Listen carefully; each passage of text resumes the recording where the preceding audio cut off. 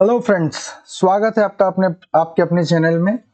आज मैं आपको ग्राफ्स रीड करना सिखाऊंगा।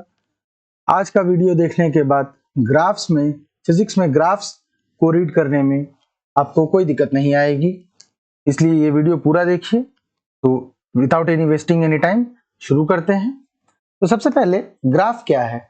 तो ग्राफ बेसिकली एक रिलेशन शो करता है between two variables x and y।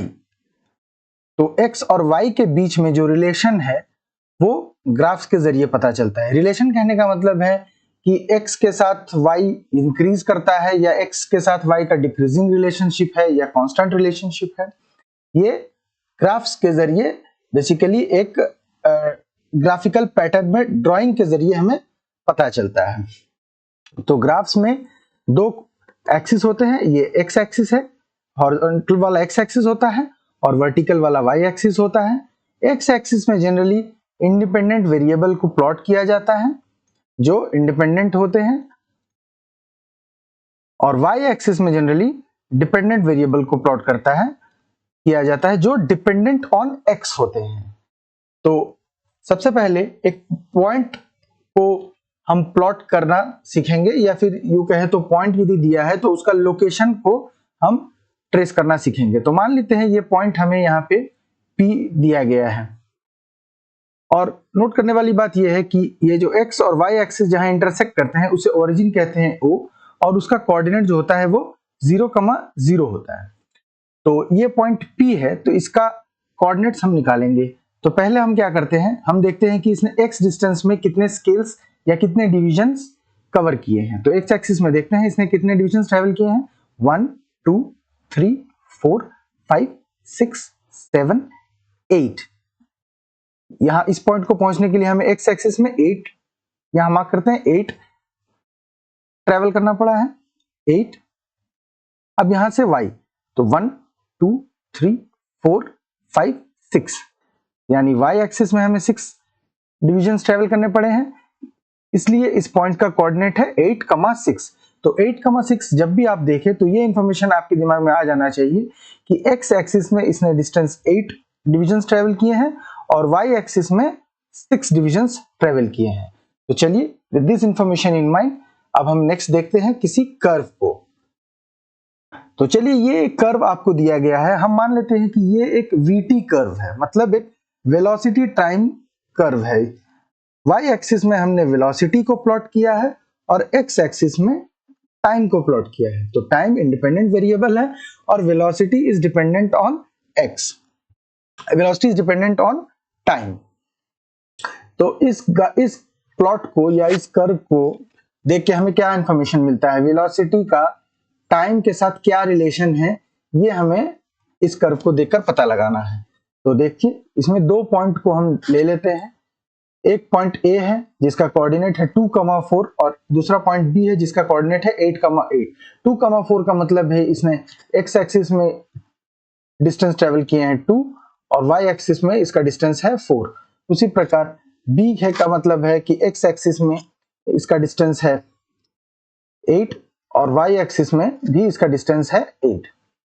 तो आप देखिए x एक्सिस में जब x एक्सिस यानी टाइम 2 से जब 8 हो गया, यहाँ पे 2 है यहाँ पे 8 है, तो x एक्सिस में जब 2 से 8 हो गया यानी टाइम जब इंक्रीज कर रहा है तो वेलोसिटी क्या हो रहा है, वेलोसिटी भी 4 से 8 हो गया, यानी वेलोसिटी भी टाइम के साथ इंक्रीज कर रहा है। यानी जैसे जैसे हम टाइम को इंक्रीज कर रहे हैं ये वेलोसिटी भी हमारा इंक्रीज कर रहा है।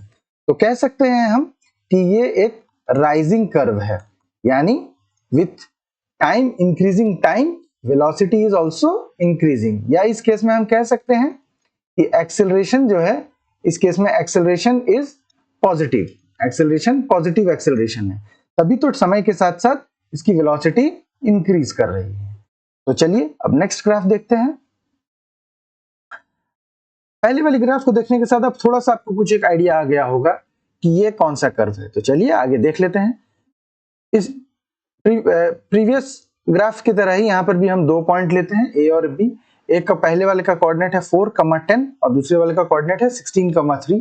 4,10 का मतलब हो गया कि टाइम एक्सिस में ये 4 है, ये वेलोसिटी में 10, यहाँ पे टाइम में 16, वेलोसिटी में 3, यानी टाइम जब 4 से 16 हो गया, यानी टाइम जब इंक्रीज किया तो वेलोसिटी जो है वो 10 यूनिट से 3 यूनिट्स में आ गई, यानी with time increasing velocity is decreasing. जैसे जैसे टाइम बढ़ रहा है वेलोसिटी जो है वो घट रही है। तो ये एक फॉलिंग कर्व है, यानी टाइम के इंक्रीज के साथ वेलोसिटी फॉल कर रही है।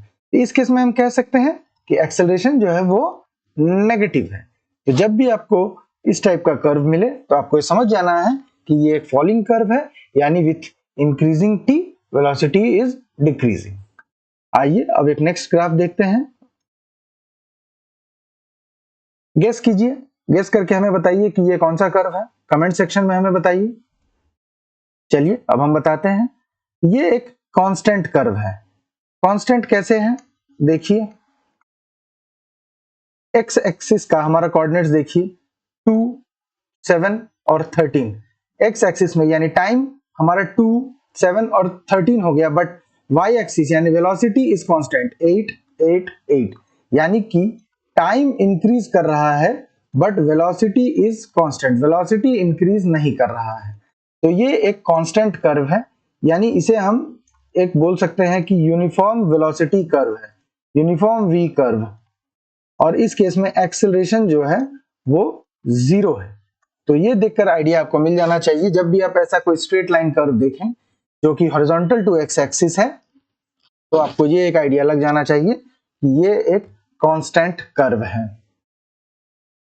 चलिए अब हम कुछ मैथमेटिकल कुछ कांस्टेंट कुछ समझने की कोशिश करते हैं, मैथमेटिकल कुछ कॉन्सेप्ट्स। तो नेक्स्ट है स्लोप का। तो स्लोप क्या होता है, basically slope is an inclination of this curve from this x axis, यानी इस एक्स एक्सिस से ये कर्व जो है कितना इंक्लाइंड है वो डिनोट करता है स्लोप से। तो यदि ये एक्स एक्सिस से कर्व हमारा जो है एंगल थीटा बनाता है, तो tan थीटा जो है वो है हमारा स्लोप, वो कहलाता है स्लोप। और हम जानते हैं tan थीटा क्या होता है, tan थीटा होता है परपेंडिकुलर बाय बेस, यानी मान लीजिए किसी पॉइंट को हम ले लें तो ये परपेंडिकुलर और ये बेस जो बनेगा हमारा परपेंडिकुलर बेस, वो हो जाएगा हमारा स्लोप। तो basically slope is inclination of this curve with x axis. एक एनालॉजी आपको देते हैं, मान लीजिए हम कभी पहाड़ पे चढ़ते हैं, तो पहाड़ जब इंक्लाइंड ज्यादा होता है तो हम खुद ही में कहते हैं कि इस पहाड़ का स्लोप बहुत ज्यादा है या ये पहाड़ बहुत ही इंक्लाइंड है। ऑन द कॉन्ट्रेरी यदि कोई दूसरा पहाड़ है जो नॉर्मल इसकी इंक्लिनेशन कम है, तो हम कहते हैं कि हाँ इसकी स्लोप कम है। तो tan थीटा ही हमारा जो है वो स्लोप बताता है।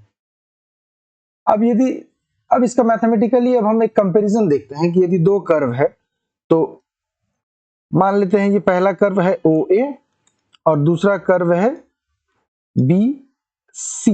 इन दोनों की स्लोप निकालने की कोशिश करते हैं। ये है थीटा और ये है अल्फा। नोट करना हमेशा ये है कि हम जो एंगल जो लेंगे वो हमेशा एक्स एक्सिस से लेंगे, पॉजिटिव एक्स एक्सिस से लेंगे। तो tan थीटा ये जो है पॉजिटिव होगा since theta is less than 90 degree. हमें पता है कि जब थीटा यदि लेस देन 90 डिग्री हो तो tan थीटा पॉजिटिव होता है, और tan अल्फा जो है वो हमारा नेगेटिव आएगा since alpha is greater than 90 degree, और tan ऑफ 90 से यदि बड़ा हो तो वो नेगेटिव होता है। तो इससे आपको ये पता चल रहा है कि पहला ये जो OA कर्व है हमारा, ये एक राइजिंग कर्व है, हमने पहले भी देखा है।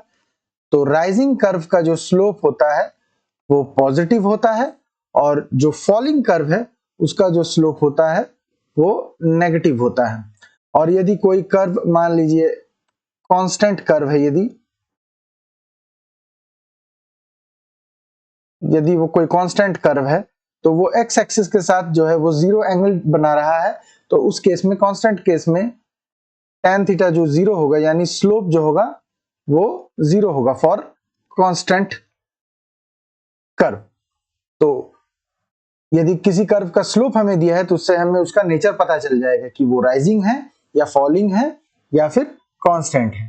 आशा करता हूं कि आज आपके ग्राफ्स रिलेटेड प्रॉब्लम्स को काफी हद तक मैं दूर कर पाया हूं। यदि फिर भी कोई आपके मन में डाउट्स हो तो हमें कमेंट सेक्शन में जरूर बताइए। हमारे इस वीडियो को ज्यादा से ज्यादा लोगों तक शेयर कीजिए ताकि और भी लोगों को ग्राफ्स के रिलेटेड जो डाउट्स हो वो उनके क्लियर हो।